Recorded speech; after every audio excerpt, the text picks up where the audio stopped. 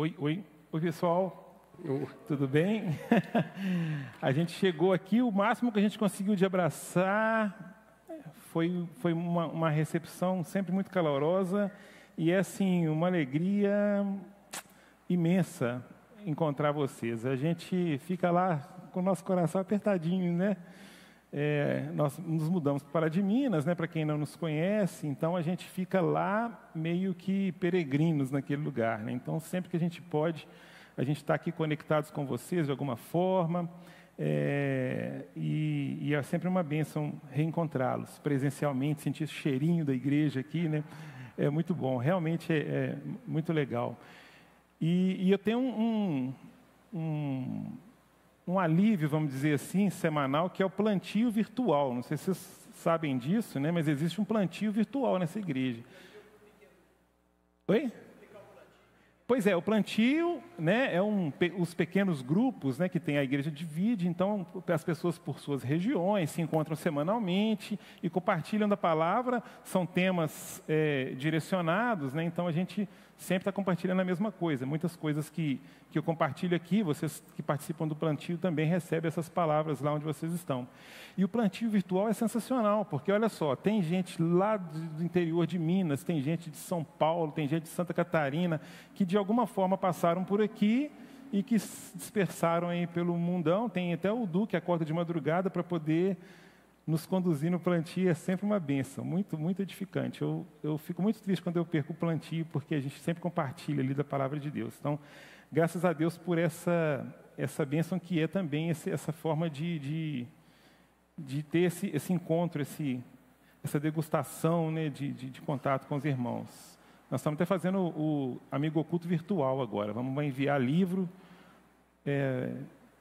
presente, né, alguma coisa virtualmente. Então, se a gente tirar o irmão, vai ter que despachar aí eletronicamente. Lá para a Espanha, SD. Imagina o frete, né? Tem que mandar um chaveirinho, né? Que o resto é só frete. Pessoal, hoje, eu não sei se você leu a pastoral, né, no boletim. Quando a gente lê, tem sempre um spoiler, né, da pregação. Mas é sempre edificante. E nós vamos ser transportados agora lá para o tempo de Atos, né? Atos dos Apóstolos. O que aconteceu ali naquele momento? Jesus, quando ele estava sendo assunto ao céu, subindo, o pessoal olhando para cima, né?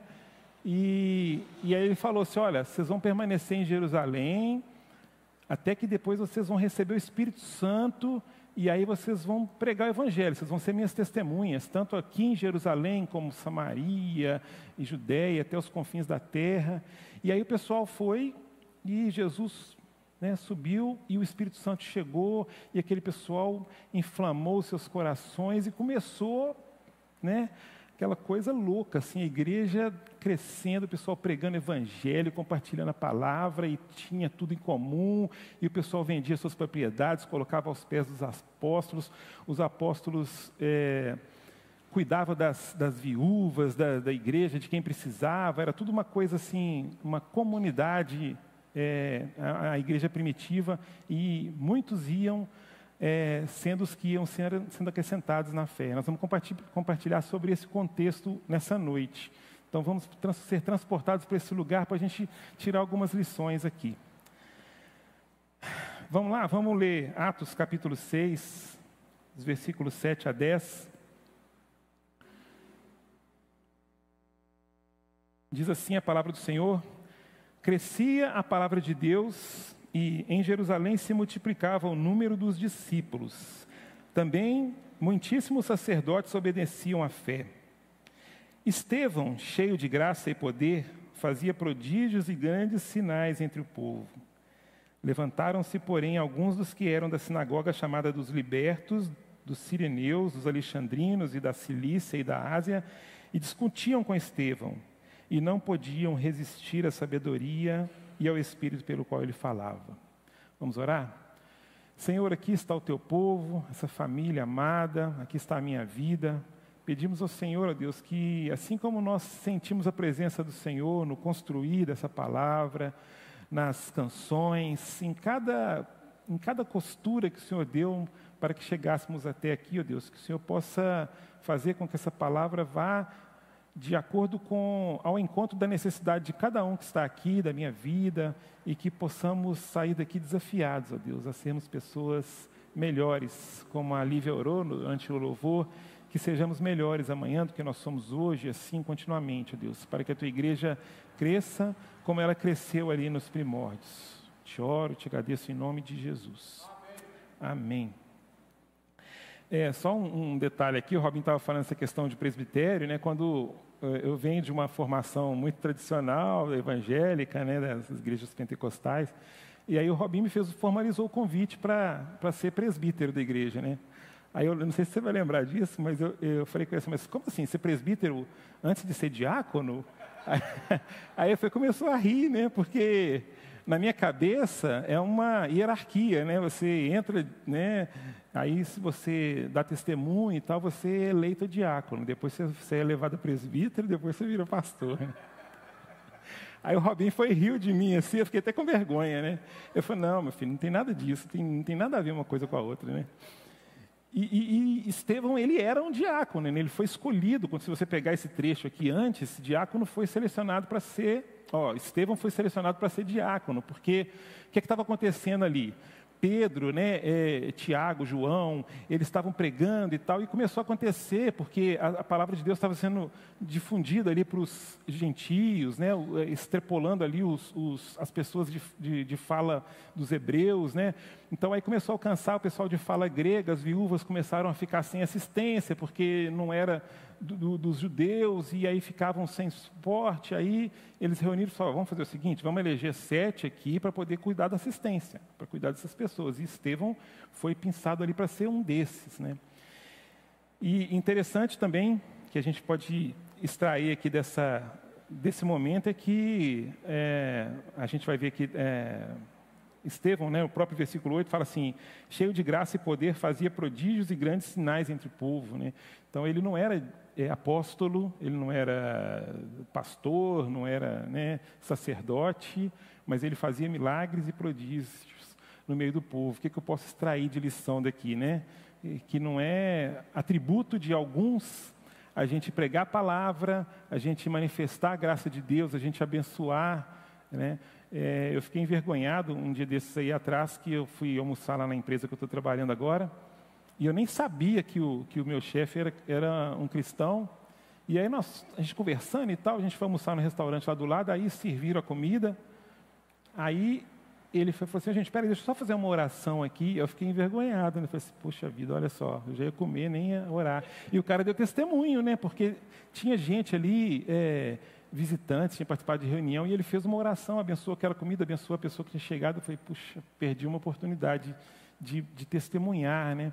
Então fica aí esse ponto de atenção para a gente pensar. Não é porque eu tenho uma atribuição na igreja que eu estou isento a gente sempre fala isso aqui, né? A missionalidade, o que é? Não, eu sou um servo de Deus e atuo como analista de sistemas. O Wilsinho, ele é um servo de Deus, ele atua ali no comércio de madeiras e tal. Então, cada um, ele é, antes de qualquer coisa, um servo de Deus e tem uma missão ali nessa comunidade. Então, é importante a gente ter isso em mente. Ainda nesse tempo, eu estava falando aqui do Império Romano, ainda nesse tempo tinha, no começo dos séculos, Jesus tinha acabado como eu disse, ser assunto aos céus, ali na década talvez de 60, 70,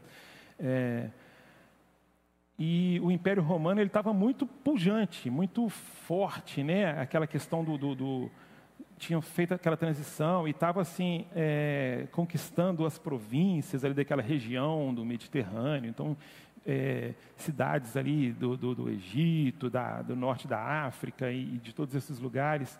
E aí, para conquistar para conseguir a lealdade dessas províncias, eles adotaram a política do pão e circo. Não sei se vocês já ouviram esse termo, né? Panis et circenses, né? Do latim, que era comida, cultura e arte, né? E nesse tempo aí a gente tem aí muitos filósofos que começam a escrever epopeias, né, coisas relevantes. E aí era o panteísmo, aquela cultura de libertinagem, de orgia, de todas essas coisas. E aí a gente tinha os muitos escravos, né? A economia era movida pelo escravagismo, né? Então, assim, 30% talvez dos habitantes ali de Roma eram escravos. E muitos judeus também eram escravos. E aí a palavra de Deus, quando fala aqui no versículo 9, levantaram-se, porém, alguns dos que eram da sinagoga chamada dos libertos, né? Sinagoga dos libertos, tem uma versão que fala sinagoga dos libertinos, né? Eu fui pesquisar o que é isso, né? Era exatamente essas pessoas que eles tinham conseguiam a sua liberdade enquanto escravos, eram judeus da religião judaica, mas viviam, né, sob o Império Romano como escravos. Então eles estavam ali vivenciando aquelas práticas, né? E aí quando eles voltam para as práticas judaicas, aí eles chegam lá naquele lugar e começam a fazer um bem bolado ali. Por quê? Porque eu não quero perder o que eu já tinha, né? Não quero abrir mão daquela vida de libertinagem. Então, peraí, vamos fazer uma adequação nesse judaísmo aqui, né? Não é bem assim. Então, vamos criar uma sinagoga dos libertos aqui, e aí vamos fazer algumas adaptações. E aí eu lembrei de algumas coisas bem contextualizadas na nossa vida hoje, que a gente às vezes vê no meio secular aí. O que as pessoas costumam fazer, né? Nós, cidadãos. Não estou nem falando dos cristãos, estou falando das pessoas da sociedade. Se tem uma coisa que te agrada e que não é uma coisa talvez legal, ou uma coisa ética, ou uma coisa correta de se fazer, mas é uma coisa que eu gosto de fazer, o que eu faço? Eu começo a querer dar uma normalizada. Já repararam isso? Música, por exemplo, você pega música, né? Aí a música, o cara brinca lá que ele traiu, que ele estava assim assado e tal, e aí ele brinca que não era ele, que confundiram, não sei o quê. Aí o outro brinca com gula, o outro brinca com drogas, brinca com alcoolismo. E aí o que começa a fazer? Essa cultura começa a ser sedimentada e começa a ser aceita, né? Aí fica assim, nossa, eu bebo porque é líquido, porque se fosse sólido eu comia, e a pessoa vai e enche a cara e bebe, a outro acha legal que ele está tonto, né? E aí começa a se conformar, a gente começa a se conformar com essa coisa. E questões de drogas ou de tantas coisas de infidelidade, né? Começa a se normalizar. Era assim naquele tempo, né? As pessoas... E aí quando você encontra uma pessoa que... Imagina, você virar para um cara e falar assim... Né? Um cara chega para você e fala assim... eu bebi demais, cara, vomitei, caí no chão e tal. Nossa, que legal, né? Aí você vira para a pessoa e confronta. Ela fala assim, não acho isso legal, não. Acho isso horrível, você está acabando com o seu corpo, você está não sei o quê. O que a pessoa vai fazer? Vai criar uma aversão ali. Você vai querer evitar aquela pessoa. E aí você se sente incomodado. Então, quando eu acho pessoas que compartilham das minhas transgressões e riem comigo, é muito mais legal, né? Quando eu sento num ambiente que eu tenho esse compartilhar dessas coisas. Mas quando alguém chega e fala assim, mas peraí, de onde você tirou que isso está certo? E a pessoa começa a te confrontar, o que você faz? Ou você sai fora dessa pessoa e vai procurar alguém que te aceite nessas suas transgressões, ou você vai confrontar, agredir essa pessoa. E foi exatamente isso que aconteceu aqui. Pensa bem, no versículo 9 aqui, levantaram-se, porém, alguns dos que eram da sinagoga chamada dos libertos, dos sirineus, dos alexandrinos, da Cilícia, né, e da Ásia, e discutiam com Estevão. Se a gente for lá no capítulo 7, tem uma aula que Estevão dá, ele pega desde Abraão, né, um texto longo, o capítulo 7 inteiro, Vamos ler aqui, que não vou ler a pregação dele, mas olha só, seguindo aqui o versículo 10, né? E não podiam resistir à sabedoria e ao espírito pelo qual ele falavam. Aí depois, o que eles vão fazer? Eles vão começar, gente, vamos fazer uma casinha aqui contra o Estevão, vamos? Vocês estão incomodados também? Vamos fazer uma conspiração aqui para poder acabar com a vida dele? E aí eles fazem isso. E aí, Estevão, depois ele vai a julgamento, quando ele chega diante lá do sumo sacerdote, lá do juiz, ele pergunta, é assim mesmo, Estevão? O que ele faria? Né? O que uma pessoa que está sendo acusada de alguma coisa injusta faria? Não tem nada disso. Né, e tal. Estevão, em momento nenhum, eu não vi isso na palavra dele. Quando ele recebeu aquela oportunidade, ele fala assim, opa, eu estou em evidência aqui, deixa eu aproveitar essa oportunidade. E aí ele começa, olha só, presta atenção aqui, o sinagoga dos libertos, pessoas das práticas libidinosas. Deixa eu contar para vocês a história real aqui. E aí ele começa. Abraão foi chamado à terra de Ur dos Caldeus, e vai discursando desde até chegar em Jesus. Quando ele chega em Jesus, ele fala, olha, vocês crucificaram esse Jesus, vocês têm que se arrepender. Vocês que jogaram pedra, né, em Jesus, vocês que mandaram crucificá-lo. Aí aquilo foi a gota d'água para o pessoal. Né? Eles vão apedrejar Estevão e vão matar Estevão de uma forma cruel. E pronto, aí acabou a missão de Estevão ali. Ele, em momento nenhum, ele quer se defender, ele quer que a palavra de Deus seja pregada. Os cristãos da igreja primitiva, esse era o foco deles. Eu lembro, quando eu fiquei pensando nessa questão de foco, eu lembrei de uma situação em que eu era criança. Eu devia ter, devia ter menos de 8 anos, que eu tenho uma lembrança muito distante, assim. Tinha uma rua movimentada no meu bairro e eu queria comprar figurinha de alguma coisa, de colecionar. Aí a minha mãe estava fazendo compra, ela falou assim, não, então vai lá e compra. E ela ficou esperando com as sacolas de um lado da rua. Aí ela falou, pode ir. Aí eu atravessei a rua, comprei o negócio, ela falou, peraí, na hora que eu mandasse você vir, você vem. E eu fiquei olhando para ela.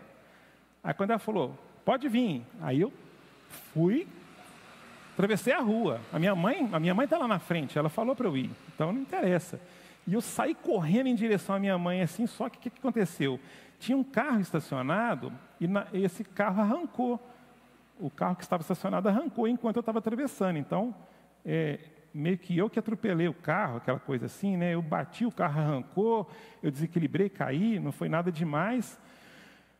Mas o cara parou o carro, viu, está tudo bem, não machuquei, levantei, coração disparado e tudo.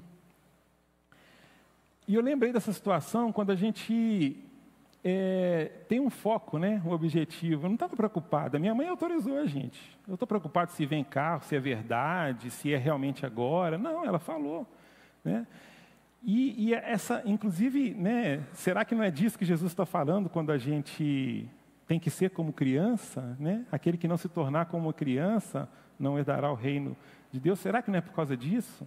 Se não é, eu tenho que fitar Jesus e o que acontecer são circunstâncias, são situações periféricas, né? A gente levanta e vai embora, né? Não, mas a gente fica aqui, né? A gente está aqui, mas a gente fica tentando ponderar, tentando pensar no passo que eu vou dar, se vai acontecer isso, se não vai acontecer, e preocupado, tentando ajudar Deus. A criança, ela é assim, ela é obstinada. Minha mãe, a gente chegou em casa, a minha mãe ficou muito preocupada, ela reuniu todo mundo, aquela meninada, né? E, gente, vamos orar aqui, porque Deus deu um livramento e tal. Marcelo quase foi atropelado e tal, orou, agradeceu, e ficamos todos bem, graças a Deus. Mas aquela obstinação de Estevão em pregar o Evangelho, em transmitir a palavra, ele não estava preocupado em se proteger, em guardar a sua vida. Ele estava, inclusive, aqui fala que eles olhavam para ele, tentava, o juiz lá que estava julgando, tentava ver alguma culpa nele e via o rosto dele como de um anjo, o cara conduta ilibada, de uma postura, de um semblante assim totalmente isento. Como é que eu posso julgar esse cara por alguma coisa? Mas ele foi, né? Ele foi apedrejado, perdeu a sua vida, mas deixou ali uma semente. Inclusive, né, quem estava lá, consentindo na sua morte? Saulo, né? Saulo estava lá, consentindo, inclusive a se tirar, depois que eles, né, pegam as vestes e colocam aos pés dos julgadores ali, e ele estava ali consentindo na sua morte. E se a gente seguir, a gente vê, será que não foi uma semente que estava alcançando o coração de Saulo naquele momento, né? E tantas pessoas que são alcançadas pela palavra de Deus por contextos totalmente adversos.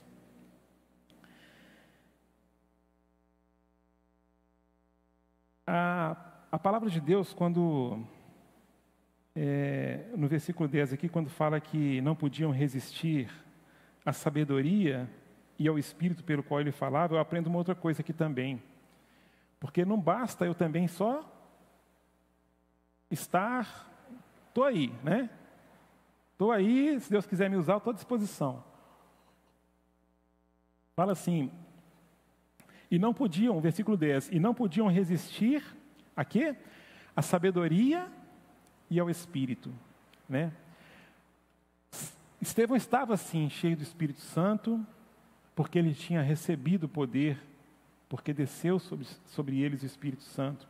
Mas ele tinha sabedoria, né? Quando ele faz aquele discurso ali, que ele fala toda a sequência do Evangelho, aquilo, o que o pessoal restava a eles fazer? Unicamente crucificá-lo, apedrejá-lo, porque não tinha argumento. Ele tinha essa sabedoria. Então, meu irmão, se você quiser ser usado por Deus, se eu quiser ser usado por Deus, eu preciso ter alguma coisa, né? É claro, Deus usa quem Ele quiser, Ele usa o que Ele quiser, né? Deus usa a mula de Balaão para falar com Balaão, usa uma situação adversa, um ímpio, uma pessoa que não se submete à palavra de Deus e usa ela para abençoar muitos servos de Deus. Eu tenho certeza que você tem testemunhos disso. Mas quando eu me preparo para ser usado por Deus, com o propósito de ser usado por Deus, eu tenho que ter esse embasamento, essa palavra, né? Se chega um cara e fala para mim assim, a minha esposa conta muito esse testemunho, né? Quando ela me conheceu e tal, e ela ficou olhando assim para mim, ela virou para mim e falou assim, me fala um pouco sobre o seu Deus, né? Que Deus é esse que você tem, né? Me fala um pouco sobre Ele. E aí, se eu não tivesse alguma coisa para falar, algo para poder tirar de mim para apresentar para ela, né? Talvez ela não teria se rendido a esse Deus que me achou. Então, a sabedoria, ela trabalha naquelas pessoas que são usadas por Deus, combinadas com o Espírito Santo. Não basta só ser cheio do Espírito Santo. Você tem que se preparar também. Ser usado por Deus não é necessariamente um ato heróico, né? A gente, quando pensa em ser usado, a gente pensa assim, a gente cantou aqui, né, essa canção, Sonda-me, usa-me. Eu até fiquei impressionado com isso, né, que eu não combinei com ninguém de colocar essa música no louvor, nem tinha olhado quais seriam as músicas do louvor, e aí Deus usou a Aline para poder trazer essa palavra ministrada aqui, antes da pregação, e eu tinha estudado, eu fiquei curioso, falei assim, gente, que música é essa música Sonda-me, usa-me? Deixa eu tentar entender aqui, se eu acho alguma coisa aqui nos sites da internet, quem compôs essa música, né? E às vezes o material que tem na internet não é muito correto, né? Põe lá que geralmente o autor da música é a pessoa que está cantando e tal, e eu sei que não é assim que funciona, e aí eu fui investigando e eu descobri que essa música é de autoria de um pastor, Edson Feitosa, um pastor que tem várias outras canções que nós cantamos.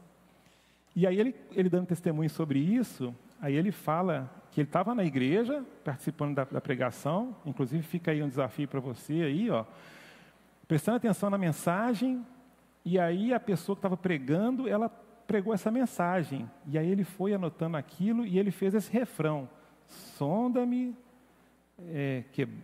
quebranta-me, transforma-me, enche-me e usa-me. E aí ele foi e falou para o tecladista lá, ele era do louvor nessa circunstância, e aí eles ficaram cantando esse refrão, repetindo, né? Não existia a música ainda, e eles ficaram cantando depois de muito tempo que ele veio fazer a música.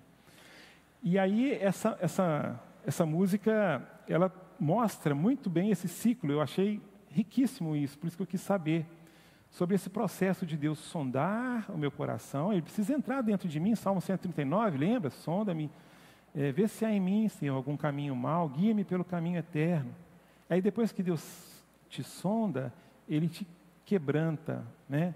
Ele te faz você ser despojado dos seus preconceitos, do seu orgulho, e aí depois Ele começa a te transformar em um instrumento nas suas mãos, e aí Ele te enche para depois te usar.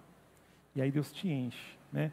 Eu lembro de um querido irmão que ele sempre orava assim: Senhor, limpa os canais. E aí ele explicava que esse limpa os canais é como se eu tivesse aqui, né? Eu imagino muito um joelho, né? Um cano de PVC, assim, um joelho aqui, ó.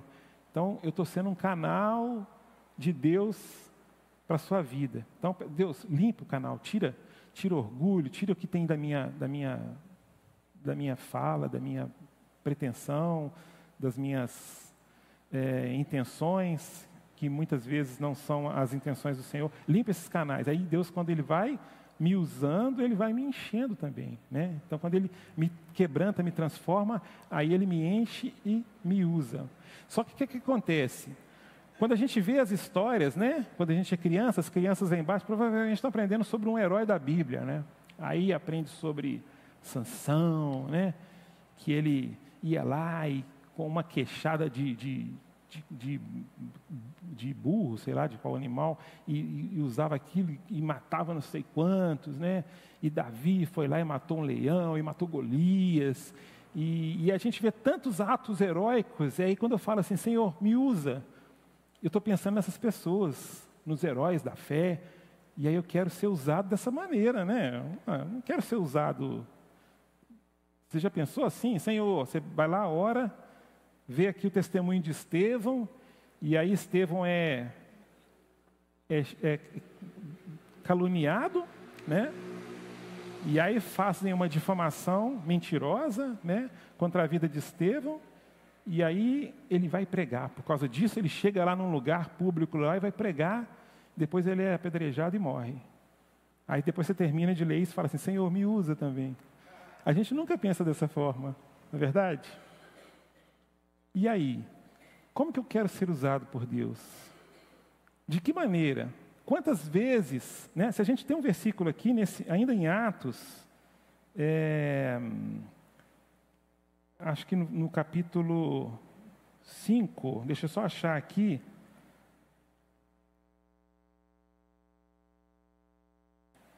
onde os apóstolos, aqui ó, 32, deixa eu ver se é esse mesmo, não é esse não, peraí,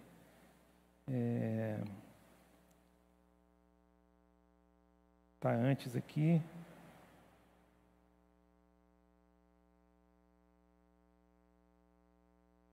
tem um lugar que fala assim, que eles, todos açoitados lá, e eles saíram felizes. Deixa eu achar aqui.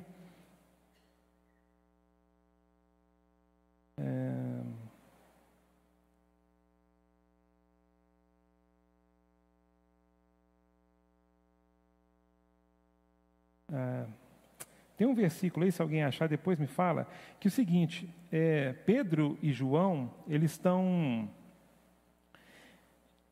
5h41, eu tinha anotado aqui. Olha só, 5h41. Aqui está falando de Pedro e João. E eles se retiraram do sinédrio, regozijando-se por terem sido considerados dignos de sofrer afrontas por esse nome. Sabe o que aconteceu? Eles estavam causando tumulto lá, pregando a palavra de Deus, o Império Romano aceitava. Monoteísmo aqui, né? Então você quer pregar um Deus, e falar que esse Deus é o único Deus, que os outros deuses então não são Deus, que esse Deus é um Deus que vai te salvar, que não tem recompensa aqui na terra? O que é isso? Que eu tenho que olhar para o céu, esperança na vida eterna? Não, esse negócio não vai ser bom para a gente, não. Isso aqui vai acabar com nossa economia, né? Imagina pessoas desprovidas de vaidade, de orgulho, de planos para esse lugar aqui, para essa cidade. Não.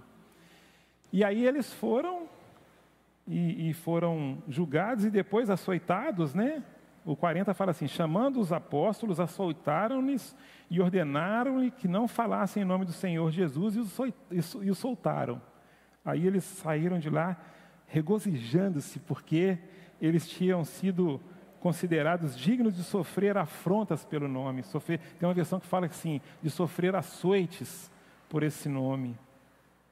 O que a gente precisa entender é que Deus não quer me usar, gente, como uma vítima. Nós não servimos a Baal, não, que eu vou ficar me cortando com gilete para poder me oferecer como sacrifício a Deus, né? O que Deus quer da minha vida é renúncia, mas Ele não quer que eu sacrifique a minha vida. Esse não é o plano de Deus. Tem até um versículo de Salmos, né? Eu também cresci lendo esse salmo errado. Se você lê esse salmo errado, então você vai ressignificá-lo na sua vida hoje. Aquele salmo que fala assim, 116, 15. Salmo 116, 15. Vamos até ver qual versão que está aí, ó. Preciosa é aos olhos do Senhor a morte dos seus santos. Né? Eu sempre... Imagina você chegar num velório e virar para o enlutado lá e falar assim: o pai aqui, o irmão, o esposo, olha, preciosa é aos olhos do Senhor a morte dos seus santos. Né? Isso não é bem assim, né? Esse preciosa aí é preciosa no sentido de valor, né? De custosa, de valiosa. Não é uma coisa que é preciosa, que é agradável, né? Esse salmo, tem versões agora, as versões mais atualizadas, elas mudam. Não sei se tem aí, por exemplo, a NVI, acho que já alterou isso. A NVI fala assim: o Senhor vê com pesar, né, a morte dos seus santos. Então, esse precioso aí no sentido de me custa caro. Então, Deus não quer, Ele não tem prazer no nosso sofrimento. Né? Quando a gente ora ao Pai Nosso, lá que a gente pede para Deus nos livrar do mal, o Senhor nos ensinou a orar assim. Né? E quantas inúmeras vezes o Senhor nos livra do mal? O que acontece é que a gente não sabe, né? Se ali, quando aquele carro me abordou e eu quase machuquei, a minha mãe orou e agradeceu, aconteceu isso porque aconteceu uma quase colisão ali. E se eu tivesse conseguido atravessar e não tivesse acontecido nada, talvez ela não teria, né, chamado: gente, nós vamos agradecer aqui porque nós fomos lá fazer compras e deu tudo certo e graças a Deus por isso. A gente não tem essa prática, não faz parte do nosso dia a dia. E o Senhor está o tempo inteiro nos livrando do mal. Né? Tem até uma situação que aconteceu essa semana, né, a minha irmã, eu não sei se vocês ficaram sabendo, aconteceu uma situação trágica, terrível, um assassinato na minha família. Minha sobrinha, de 22 anos, foi assassinada, feminicídio, uma coisa horrível, horrorosa. E a minha irmã, essa semana, a minha sobrinha faria aniversário. E a minha irmã colocou no grupo lá assim, eu perguntei para o Senhor: o que é esse livrai-nos do mal? Né? Porque eu sou uma serva de Deus, temente ao Senhor, a minha filha também estava no melhor momento da vida dela, de temor de Deus, de submissão à vontade de Deus, buscando, guardando a fé, e aconteceu isso com ela. O que é, Senhor, esse livrar do mal? E aí ela conta que Deus colocou no coração dela isso, que esse livrar do mal, que Deus livrou ela do mal, Ele livrou ela de um mal. E ela dá esse testemunho como um mal maior, né? E ela descansou nessa palavra, Deus colocou isso no coração dela. Então Deus, amados, Ele nos livra do mal, Ele não quer, Deus não estava feliz porque Estevão estava sendo apedrejado e morto naquele momento, ele não estava feliz porque os discípulos, os apóstolos dele foram açoitados. Mas no nosso coração, isso não deve ser a nossa condição para buscar esse alvo, para perseguir o alvo. Ser usado por Deus não é necessariamente um ato de triunfalista, um ato heróico, um ato, né, onde eu vou me sobrepor sobre a situação. Ser usado por Deus é no propósito dele, no tempo dele, no contexto que ele sabe. Eu não enxergo um palmo na frente do meu nariz. Mas Deus conhece o seu plano e Ele tem um plano. Eu tenho que confiar. Confia no plano. Não tem um ditado assim? Confia no plano. Confia no Senhor. Ele que vai executar. Então, Senhor, eu me submeto ao Teu plano e eu quero ser usado. Nós estamos vivendo essa situação o tema desse ano, né, que são testemunhos de esperança, de confiança, de fé no Senhor. Aí eu venho e trago aqui uma mensagem de esperança para a sua vida, tá? Só que a gente precisa entender que nós somos estrangeiros. O que diz lá em Hebreus 13:14? Que o nosso foco é na cidade vindoura. Na verdade, não temos aqui cidade permanente, mas buscamos aqui a de vir, né? Mateus 16:24. Se alguém quer vir após mim, o que ele tem que fazer? Negue-se a si mesmo. Negue-se a si mesmo. Tome a sua cruz e siga-me. Esse é o plano de Deus para a minha vida. O Senhor quer me usar. Então, o testemunho ele é assim, de esperança, de confiança e de fé no Senhor. Mas não é nessa cidade, não é nesse momento. Nós vamos ter aflições. Isso aí já está na conta, né? A gente só tem que ter bom ânimo. O Senhor já tem um plano para nós. Ele tem a esperança da glória. Então, Senhor, eu quero que o Senhor, essa deve ser a nossa oração, eu quero que o Senhor me mostre, Deus, o reino dos céus. Quero que o Senhor me mostre a esperança da glória, que eu esteja focado naquilo que o Senhor tem para mim lá na frente. A minha mente é tão mesquinha, né? Eu quero saber se amanhã de manhã eu vou ter a minha rotina garantida. Mas eu não estou preocupado se o Senhor... Inclusive, quando os apóstolos estavam lá olhando para cima, o que o anjo fala para ele? Varões galileus, né? O que vocês estão olhando para cima? Esse Jesus voltará. Do mesmo modo que vocês estão vendo ele subir, ele vai voltar. A gente precisa trazer isso para a nossa realidade hoje, né? A gente falar, Maranata, ora vem, Senhor Jesus. Tudo que Deus faz para nós, através de nós, por nós, Ele está nos usando para o seu plano, de guardar a nossa vida para isso. Esse é o meu desafio para nós nessa noite. De sermos usados pelo Senhor, seja qual for a circunstância, seja qual for a situação. E aí, enquanto Ele nos usa, Ele vai trabalhando, vai nos amadurecendo, nos edificando, nos enchendo da sua palavra. Vamos orar? Senhor, muito obrigado, Deus, porque o Senhor tem um plano perfeito para a nossa vida.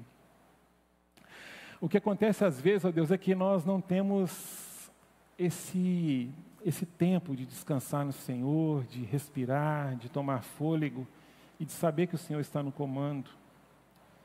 Eu te peço, ó Deus, que o Senhor trabalhe na tua igreja, na minha vida, nessa noite, abrindo as cortinas dessa vida eterna, Senhor, mostrando para nós que o que o Senhor tem, nem olhos viram, nem ouvidos ouviram, nem jamais penetrou em qualquer mente, por mais estudiosa, por mais engajada que seja, ninguém conseguiu imaginar o mínimo que seja daquilo que o Senhor tem guardado para nós. Nós sabemos que somos pessoas imperfeitas, pessoas que estão tropeçando o tempo todo, que estão errando, mas nós queremos ser santos, Pai. Nós queremos buscar a nossa vida igual a Jesus Cristo. Nós queremos nos conformar com Jesus, não nos conformarmos com esse século. Queremos buscar sermos perfeitos, ó Deus. Sabemos que nós não seremos, mas nós queremos essa busca Focar nesse alvo que o Senhor trabalha em nossa vida e que possamos entender que tudo que o Senhor faz através das nossas vidas é para o propósito do Senhor, para ela, para a nossa família, para tudo que está acontecendo, Deus. Que o Senhor enche nossos corações de esperança, mas essa esperança da glória, Deus, de saber que o Senhor tem um plano para nós.